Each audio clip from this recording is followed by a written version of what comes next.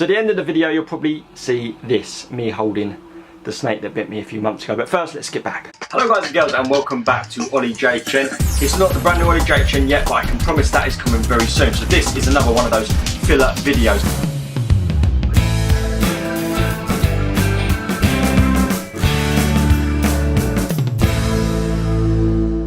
Today I'm going to be talking about that snake that bit me a long time ago. And now let's quickly recap back to an old video that I created, just so you can be reminded of the exact story of why I'm now afraid of that very pet snake I own.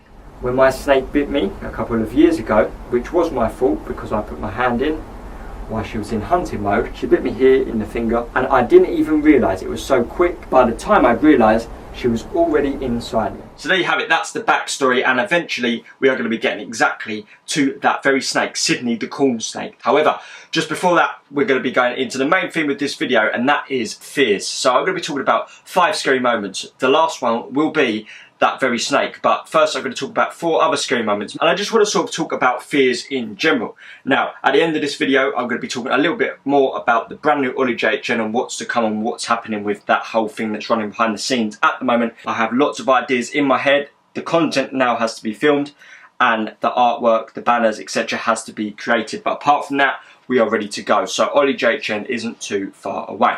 So those 5 fears. Let's start with something a little bit crazy. Number 5 of my fears, and that of course is something a little bit insane really, and it was climbing up Lion's Head. Now South African health and safety doesn't work, quite frankly. It's a bit all over the place, and a public route, a woodland walk for example in your local area, there is Lion's Head. Now how does Lion's Head compare to your local woodland walk?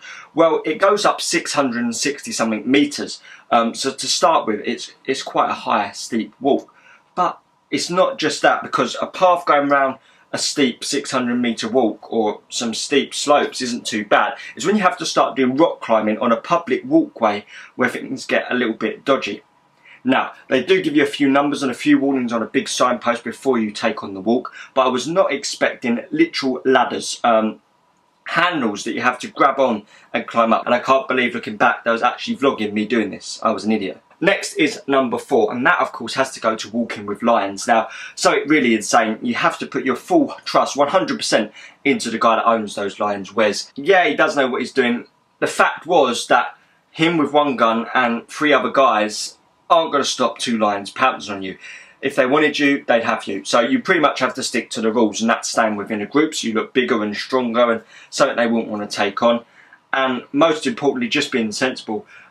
Simple little things like throwing up your hands or waving about is going to attract those lions' attention. So it's all about walking nice and still and walking very carefully. There's only 10 in whole of Africa, so I was very privileged to get the opportunity to walk beside 2 of those very creatures. Number 3, funnily enough, goes to Australia and the Great Barrier Reef. Now you might be thinking, hang on a minute, what the heck's happening here?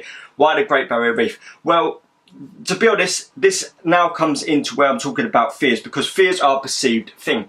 We're only worrying about what could possibly happen. We're not worrying about what's expected to happen or what is going to happen. Fears are all in our mind, and it is healthy for us to have fears, but we do have to accept that we can easily overcome them if we get into the right mental state. Now, a huge fear that I had where I was snorkeling on the Great Barrier Reef was at times I was alone, and well, pretty much all the time I was alone.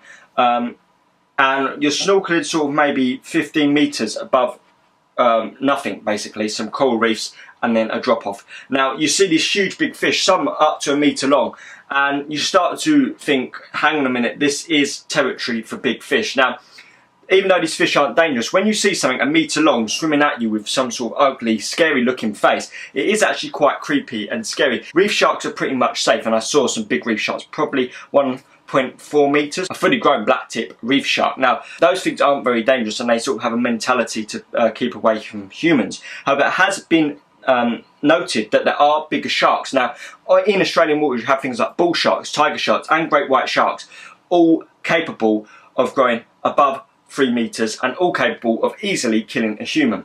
Now, when you're sort of dangling over the water with no sort of protection at all, you're sort of 50 metres away from the boat that you're with, or in some cases from an island that you've swum off all on your own.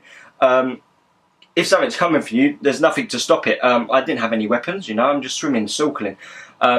And it has been noted that some of these sharks do enter. Now, it's such a small percentage. Only 11 people get killed a year by sharks in general. So the chances are it's not going to happen, especially in a location like that where sharks aren't really abundant. However, it's always a risk, and that then creates a fear. Now, moving on to number 2. Now, of course, I have to mention this because in the very vlog I called it my most dangerous moment or something of travelling.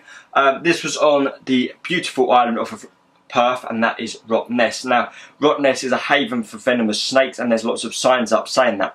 Now, being quite a snake fan, I sort of have an idea of where dangerous snakes might live and their territory and how they act. So, walking down these sort of routes, these pathways with literally no one for miles, you couldn't see anyone. It was dead silent. It was perfect snake territory. These tiny little pathways, little dirt tracks with long grass either side. There was nothing stopping a snake from being in that grass. You walking past, it striking at you, and you know you're stuck then in the middle of nowhere, bitten by a venomous snake. Of course, there's rules and regulations, and again, it's a tiny risk which creates a fear. So there's all that thing about fears. Fears are something that we can all overcome, as I said earlier. It's something mentally that we can do. It's possible, people can do it. So over the next few weeks, I'm going to be trying to face my fears, and I'm going to be trying to do it with a few guests as well, hopefully on the new Ollie JHN. So that is some content you can look forward to. Now, my snake did bite me. She's only bit me once, and that means there's a tiny risk of her doing so. What I'm about to do is put the odds on the table. I'm going to play the percentages, because if she's only bit me once and I've got her out about 100 times, then the chances are she's not going to bite me. So I have to take the risk and face the fear, and I'm going to be getting her out right now in front of the camera for the first time ever since she's bit me. So it's quite a big risk. It is dodgy, but you know, you have to put a bit of trust in the animal. You have to read the animal. That's what I'm going to do. Now let's get Sydney.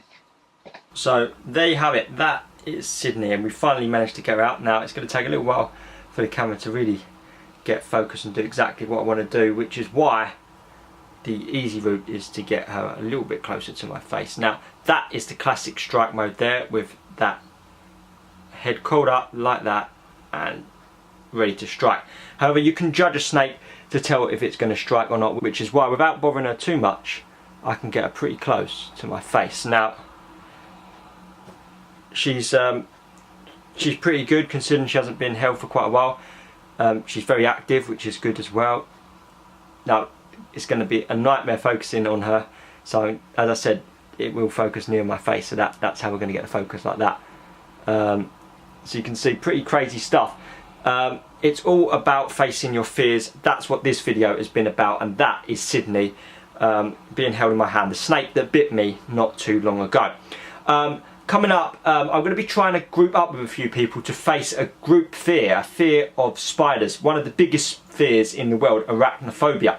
Now, I absolutely hate spiders. I love snakes. Just because she bit me, I'm a little bit scared. But spiders is a whole new concept. So I am going to be trying out that in the future as a video on the new Ollie JHN. Talking of the new Ollie JHN, there's been a little bit of delay. Unfortunately, I couldn't get any videos out for the last couple of weeks, so I do apologise for that. This is another filler video, and hopefully I can put a few more fillers in while you wait. But hopefully 2 to 4 weeks, the new Ollie JHN will be coming. If you want to see more about that, then click on that box there, and you can see all about the new Ollie JHN. If you did like this, then please do give it a like. And if you want to subscribe, that would be highly appreciated too. That is the end of this video. Ollie JHN, thank you so much for watching. It's been a pleasure. Thank you.